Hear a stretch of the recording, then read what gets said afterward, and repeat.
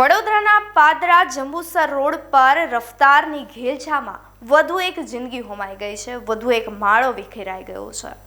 ડભાસા ગામ નજીક બુલેટ અને બાઇક વચ્ચે સર્જાયેલા અકસ્માતમાં એકનું મોત નીપજ્યું છે. વિગતવાર ચર્ચા કરીએ. નમસ્કાર, આપ જોઈ રહ્યા છો ન્યૂ ભારત ન્યૂઝ અને હું છું આપની સાથે વલ્લરી વ્યાસ. વડોદરાના પાદરા જંબુસર રોડ પર રફતારના કહેરે ફરી એક માસૂમનો જીવ લઈ લીધો છે. ડભાસા ગામ નજીક બુલેટ અને બાઇક વચ્ચે સર્જાયેલા આ અકસ્માતમાં રસ્તા પર લોહીની હોળી ખેલાઈ હતી.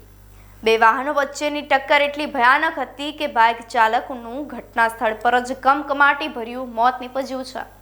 આ સમગ્ર અકસ્માતમાં બુલેટ ચાલક પણ ગંભીર રીતે ઇજાગ્રસ્ત બન્યો છે.